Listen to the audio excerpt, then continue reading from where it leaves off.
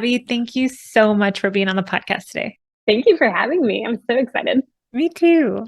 I like to start every interview by asking guests, as a kid, what did you want to be when you grew up?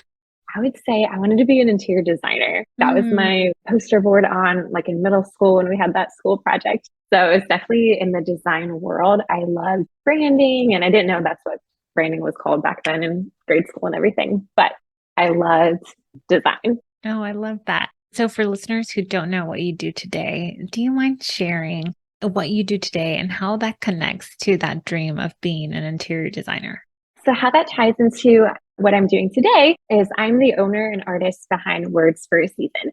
And Words for a Season, they're temporary tattoos, all of my calligraphy. And it's really cool. It's like kind of an elevated version of the temporary tattoos that you think of, like the ones when we were kids. And these specifically, they're for a form of expression. So essentially, you can wear them to celebrate your highs in life. And then also, you can have them as like a visual pep talk and Mm, encouragement during your lows. And with being an entrepreneur, essentially when you start out, you wear all the hats for building a company. So how my desire and like my wanting to be an interior designer as a child definitely has tied into me creating my logo, doing all the branding and essentially the imagery and the brand asset to my company. I get to do mm. all of them. So it's pretty fun to kind of see the creative outlet being used for running my company.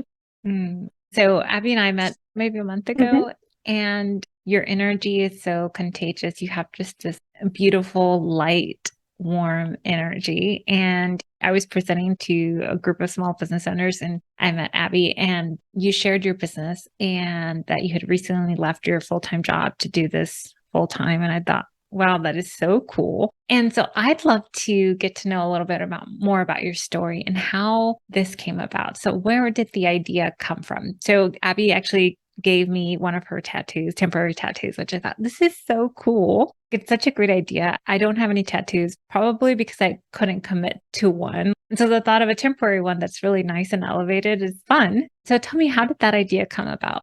So I launched Words for Season in 2017.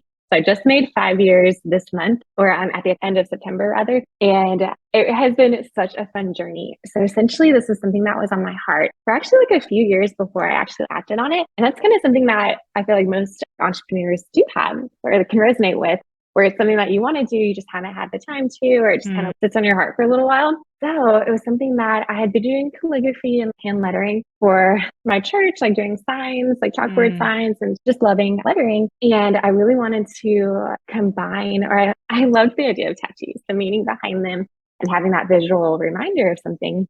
But I cannot commit to one word specifically or one design, let alone willingly go get a tattoo. So I was like, I bet you there's a market for this. And people like me who, like you just said too, for yourself, we like the idea of it, but we can never commit to an actual permanent tattoo. So I launched Words for a Season. And it's fun because Words for a Season, the name has that kind of that double meaning. I'm a big believer in you have words on your heart for specific seasons of life that can carry you through and like encourage you. So mm. that's Words for a Season. And then also they're just temporary. So it's just essentially on your skin for a season, about like 3 to 5 days to where you can enjoy them just for a short period of time. That's awesome. Tell me, how did you even know where to do that? Did you just start Googling Oh my gosh, yes. tattoo So, makers? Like, yeah, of course. So, this is before like iPads and everything came out. So, I was vectorizing my handwriting. A fancy way of saying I was scanning, like I would draw a letter and then scan it and then upload it and then turn it into like a vector file. So, way old school. Now I use an iPad and it's a lot easier for a shorter process to get my handwriting into a printable format. But yeah, I just did a lot of research, saw how all my temporary tattoos are skin safe ink. So they're FDA approved. I'm skin mm, safe. They sit on the top layer of your skin. So they're just like a water transfer. So it separates or it differentiates from henna because henna develops over time. And my tattoos are so easy to put on. They're literally just water transfer. So you can have your tattoo within 10 to 20 seconds. But yeah, it was a lot of research going into what it actually takes to create a temporary tattoo. well, Abby, I'd love for you to share. You said you wanted to be an interior designer when you were in middle school, right? That was kind of what you thought you would be when you grew up. Walk us through kind of like that journey. So, what did you major in college, or what did you study in college? What was the path? Did you know you wanted to be an entrepreneur? Did this just come about because you had this idea that you really wanted to bring to life? Tell us about how you got to the point where you could leave your role at a company Hmm. and do this full time? Of course. So a little bit of my story. I always kind of juggle a lot on my plate because I'm multi-passionate. I have all these dreams and everything. And as looking back, I just turned 30 this year. So I was in reflection of my 20s. I was working multiple jobs. I actually went to college for education. So I am a Mm. former teacher. Looking back, it's a fun, different journey to where I'm today, but I couldn't be happier that this is now what I'm doing. I'm thankful for each season of my life. So I'm very thankful for when I was an educator and kind of all the skill sets you learn from the different, I guess, essentially my career path have all accumulated to give me those skill sets to run a business. Like I said, I used to be an educator and then I ended up going back to school for my master's at Mm. night. And that's essentially where I got that business foundation. So I got Mm. my master's in business and I focused on entrepreneurship and innovation. And what led you to that pivot? Going from educator to business can seem kind of like a Of big course. pivot. So Yes. what was So your reasoning behind that? Were you already thinking about launching your business or was it you wanted to shift? yeah, I loved teaching and I'm being an educator and working with children. However, I did always have this dream of using my creative outlet more and kind of Mm. having a more creative position. So I launched Words for Season in 2017, and that's when I went back to school. So I launched it Oh, the same year I was getting my master's. So I kind of was playing hand in hand of I am just launching in faith to have that. Because I guess today's society, you can kind of Google things and kind of learn the basics for launching a business. However, I really wanted that extra and the degree and the different classes that I can take and what I can learn from that. So they kind of corresponded, the going to grad school and then also starting the first few years of my business. mm. Did you have a full-time job then, or were you focusing on? So you had your full-time Yes, yeah, job, I have for my time, yeah, you full time were job, and then I the took classes. master's. Yes, the master's was at night, so I had courses. I cannot even believe I did it, but I was in class till 10 o'clock at night. And now I'm in bed at 10 o'clock. But the season of my life, I was able to do it. I definitely had the grace to be able to handle all that on my plate. But with that, though, I had, before I officially launched my company, I had been on my social media platforms, kind of building rapport with like my followers and my friends and family. That, oh, yes, like Abby does hand lettering, to where it wasn't out of the blue that I essentially just launched this business about like Gotcha. temporary tattoos. It was definitely a process. You don't just want to launch something without someone expecting it or kind of like wanting it, kind of Mm. building that demand or seeing if there is a demand for it. Mm. That Oh, I makes see. So there's some common things that I've heard too from other guests. It's these themes of one, you were building your business while you still had a job and you mm-hmm. were going back to school, which is really impressive that you were doing all Thank the you. Thank things. you. Yeah. And so you were doing that. So you hadn't quit your job. Sometimes there's the media or social media makes it sound like, oh, we just quit our jobs and go for our dreams. And a common theme that's come up in this podcast is that a lot of people don't actually do that. They're building something, trying things out in parallel to whatever else they're doing. There's this theme there that I'm picking up on that, okay, you did this and you were trying it out. You were testing it out, building a community and testing out whether the idea would resonate with a potential audience. So by the time you finished your degree, you had a sense of what you were going to do, or were you still trying to figure it out? By the end of my degree, I was 2 years into Words for Season. So after the degree, I still was doing corporate. I was like in marketing and kind of that world post education. However, I was adding more to my plate. So I was seeing where I could grow the business more because at that point I was still just doing, I think, just direct to consumers. And then in 2019, I started doing wholesaling, which is where buyers buy my product and then sell it in their stores as well. Mm. So something that I would say for the community as well to hear is just that just take on what you can chew at the moment. You want to stretch and you want to grow bit by bit. However, don't feel like you have to do everything at once, especially if you are Mm. juggling your corporate job while working on your passion on the side. You want to take what you can handle and kind of look at your goals and where you want to be and then just do step by steps to get there. Mm. One of the things that I've heard from clients who want to start businesses is, what are people going to think of me? And I know this came up for me up when I was pivoting from accounting to do coaching. I was really worried about everyone judging me. That was the thought. And I've heard this in client conversations a lot. Did that come up for you? Or were you just sure that this is like, I really want to do this? And that thought didn't cross your mind. What was your thinking as you were pivoting away from education to business to entrepreneur? Good question. Honestly, I was just so excited and I'm so passionate about Words for a Season to where I wouldn't say it I was intimidated or like worried about what people would say for that sake. Mm, But even you just asking me my journey on this podcast, I felt a little bit of anxiety being like, people are going to think it's so random. She used to be an educator. Now she's a mm, business owner. So even that just simple question, it did come up just now. It's going to seem random to someone who's not me. mm, But in reflection, I could see really my path, the steps before me and like behind me, why it happened that way. mm. So I would say Yeah. just believe in yourself and know that if it's on your heart, there's a reason why it's on your heart. Don't give up on it or don't think that you can't do it if it's even like an old dream. Just reignite that fire and know that if you're passionate about it, I think it is contagious. Yeah, I think that's great that you just highlighted that. One, that is contagious. If we're passionate about it, it's going to catch on because people can feel that. Like your Mm-hmm. energy as you're talking about it, I can sense, and I think the listeners will be able to sense your love for it. And that is very refreshing. And it's very just nice to hear that come through in your voice and for people watching to see your face light up as you talk about it. And also, I love that you said it doesn't need to make sense to anyone else but you on the surface to someone else. Oh, educator, business, how do these connect? And it doesn't need to make sense to anyone but you because you're the one that's passionate about the thing that you're doing. And as you think about education, the masters, and even the corporate work that you did, how do you think it all connects? And how do you think it's led you and helped you to where you are today? As I think about my own journey, I was in accounting and then I did financial reporting. It all makes sense to me now. I'm a better coach to my clients that are in Mm-hmm. corporate because of that. And then because I'm a small business owner, I can be a good coach to my small business owners because I'm a small business owner. So it all makes Mm-hmm. sense to me. How do you think it all connects? Yes, I would say it all connects because, like in education, you obviously learn like communication, how to teach people. My specialty was in elementary education.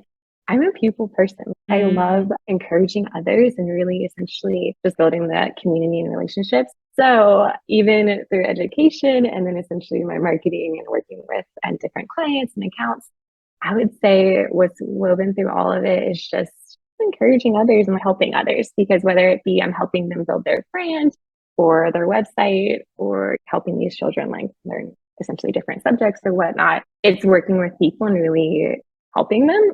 So with mm, Words for a Season, yes, they're temporary tattoos, but there's so much more than that. They go so much further and deeper than a tattoo. It's that visual encouragement and visual reminder. Whether you're celebrating or you just need that pep talk during a difficult season, I mm, want those to really be helpful for others.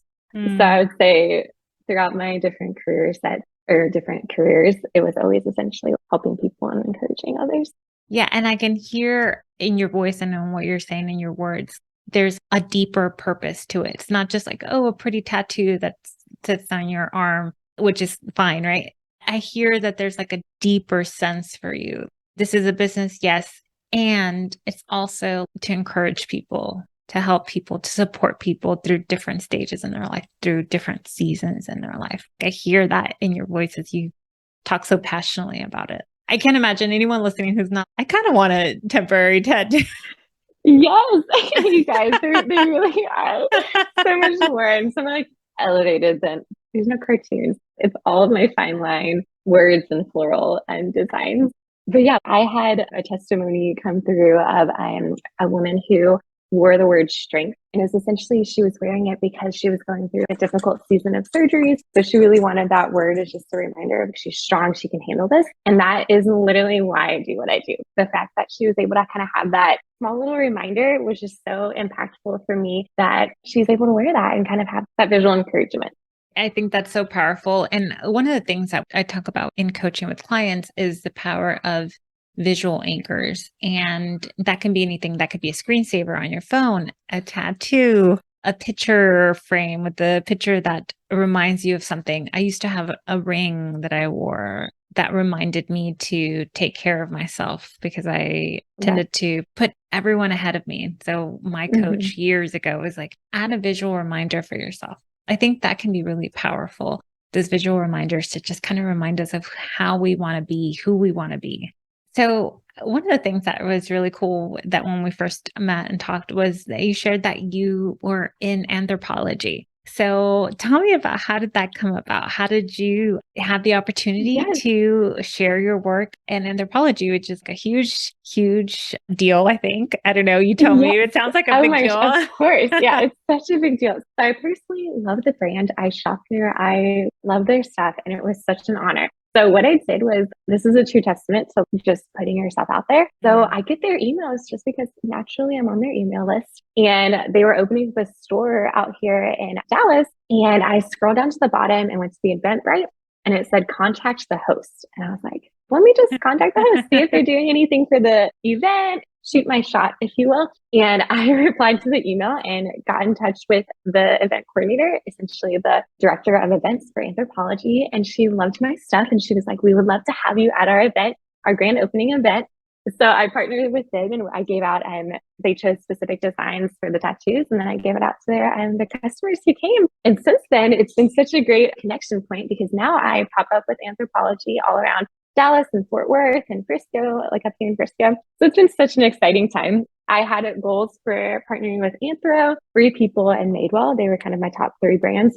And since then, over the past year and a half now, I've worked with all of them. So it's really exciting. I get to do on a local level, but I'm hoping and praying that I can be in their stores as a product as well. So that's kind of something that I'm hoping for. Congratulations. That's amazing. Thank you so much. And I want to highlight a few things that came up for me as you were sharing that story. You said you were putting yourself out there, shooting your shot. And what came up for me was how resourceful that is. And I think for anyone listening who's wanting to launch a business, who's wanting to make their dream a reality, that can seem intimidating. And you sharing how that led to the opportunity to pop up. And now you're being featured and do pop-ups all over the Dallas-Fort Worth area here in Texas. That speaks to the opportunities and possibilities that are out there for us if we're willing to be uncomfortable, if we're willing to be rejected, if we're willing to be resourceful, right? You said, ooh, Eventbrite, contact the host. I don't know that a lot of people would have thought, let me email the host on this Eventbrite. Right? I'm all about, like, it's honestly, it's kind of your viewpoint on things, or your, not viewpoint, but the heart behind it. So I am a big advocate of not being salesy. Of course, they might not know my company. I think it's big because I've been doing it for 5 years, but of course, they're not going to know who I am unless I tell them who I am. It's one of those things of just believing in yourself, and your ideal client or your ideal customers will find you. You just have to, like, be presented to them. So if that means replying to an email or doing a DM on social media, or like I send a bunch of emails out to you for store owners and just different brands that I would just love to partner with, you have to get in front of them at least. So I'm not above a DM or a reply to a Eventbrite, essentially.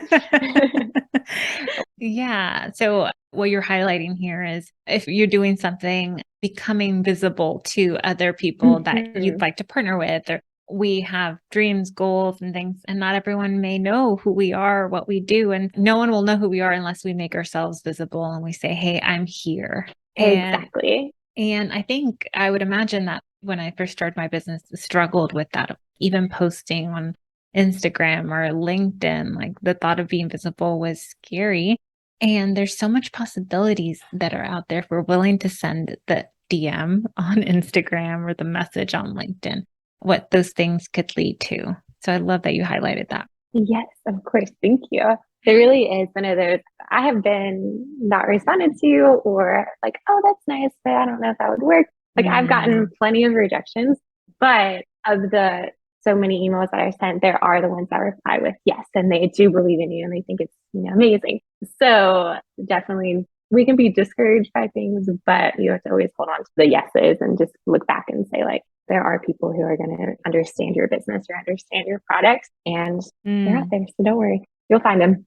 So for someone listening who is maybe sitting at their desk or driving in their car right now listening to this, and maybe not feeling completely happy at work, or not feeling like the work they're doing is exactly what they love to do, or feeling that sense of purpose or fulfillment, what would you say to that person? I would say find the thing that's really giving you purpose and fulfillment, whether it be just something that is part-time right now because you do need to keep that full-time job for that security in this moment. But don't give up on your dream, or don't be discouraged that you might be in a season where you have to be at your corporate job, because that really was me. Like I was working corporate for the whole 5 years of this business until just recently. So of course, Mm. timelines are different for everybody, but I was really finding that fulfillment and working after hours and working late nights and on weekends.